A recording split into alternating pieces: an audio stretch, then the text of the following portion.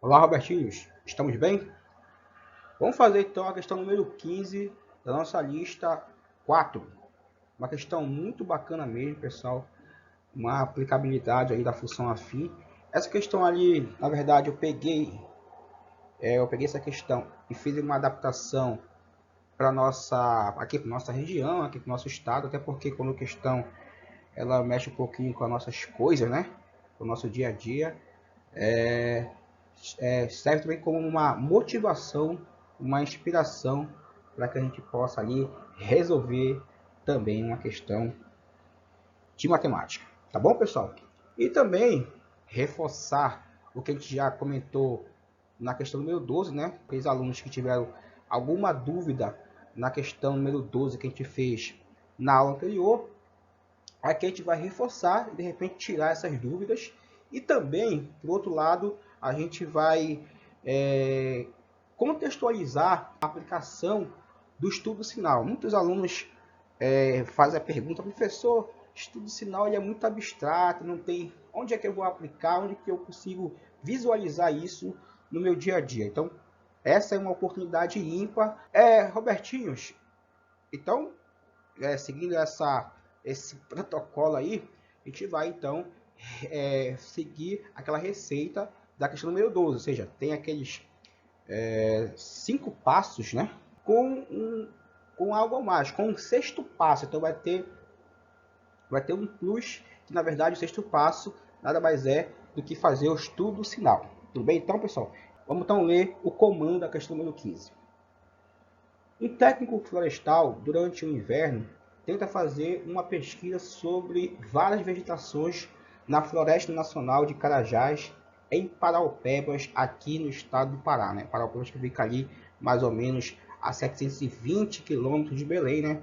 Fica no sudeste aqui do Pará, tá bom? A Serra dos Carajás, para quem não conhece, até trouxe aqui algumas fotos, tá aqui, ó, para você de repente ali ficar inspirado, né, para fazer outras pesquisas sobre a Floresta Nacional de Carajás, que fica aqui no nosso estado. Então, ali uma visão por cima, uma visão aérea, e aqui uma visão por baixo ali, localização. Inclusive, esse professor aqui que vos fala também já foi ali, eu tive em Carajás pela última vez em 2008. Continuando a leitura, vamos lá.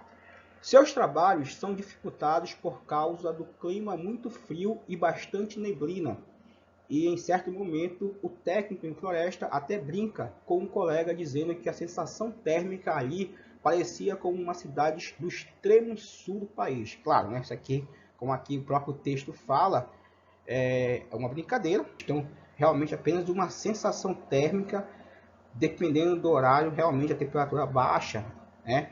Aqui na Amazônia não tem essa temperatura fria. Apenas uma brincadeira, apenas um texto que eu adaptei para a gente dar uma treinada aqui na teoria sobre função do primeiro grau. Fechado? O gráfico a seguir descreve a sensação térmica. Então, coloquei entre aspas porque é apenas, né, uma brincadeira. Então, o gráfico a seguir descreve a sensação térmica. Está aí embaixo o gráfico, né? Que o técnico brincava estar sentindo nos horários das 2 às 8 da manhã. Repara então que o horário também ele é propício, né, bem cedinho, né, de madrugada, na verdade. Bem, podemos afirmar que, e aí nós temos as opções para a gente poder marcar. Ok, pessoal? A temperatura, letra A temperatura esteja positiva entre 2 horas e 4 horas, né? Então ali, aqui o X é o horário em que ele estava ali marcando a temperatura. Letra B, às 5 horas a temperatura atinge 0 graus Celsius. Repare que aqui o gráfico é uma reta, sim ou não? Então o gráfico aqui da questão número 15, ele se apresenta como uma reta. A gente já sabe, se o gráfico de uma função é uma reta, né, inclinada em relação aos eixos cartesianos, nós temos então uma função do primeiro grau. Muito bem. Também conhecida como função afim.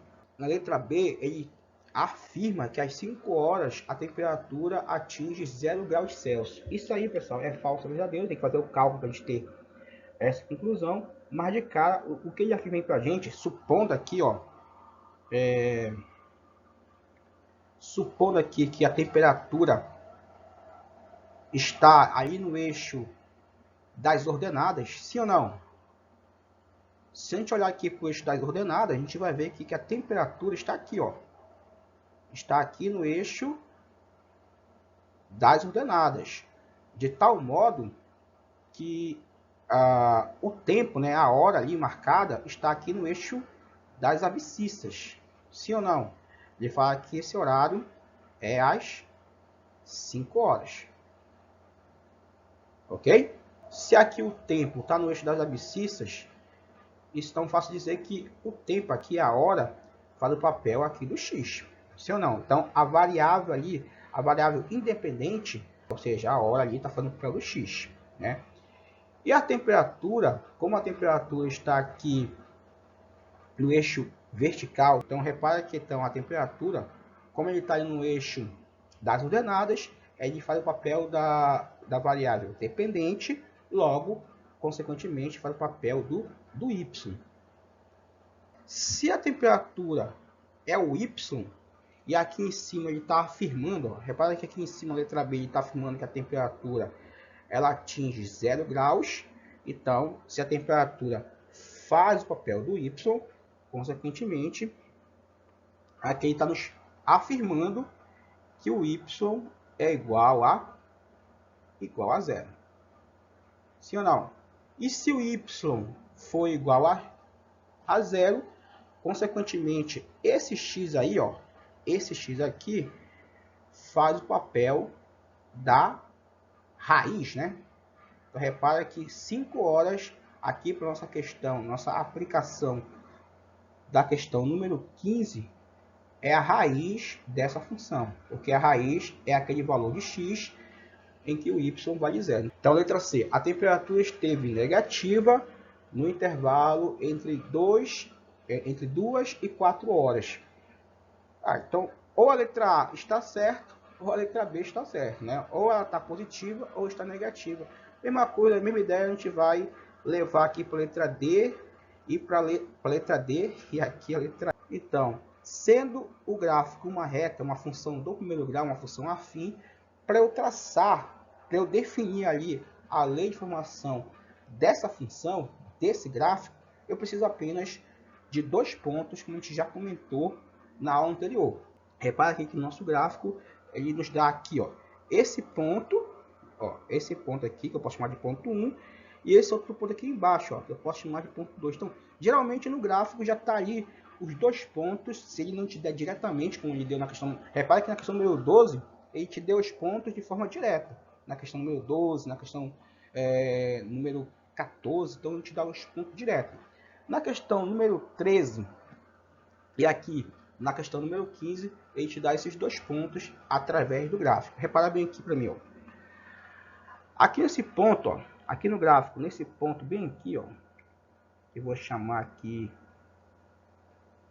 de ponto 1 ou ponto A. Vou chamar aqui de ponto 1, né? Ponto 1. Repara que esse ponto 1 aqui tem como x o 2 e tem como y o 3. Então aqui esse ponto 1, vou colocar bem para cá. Bem para cá esse ponto 1.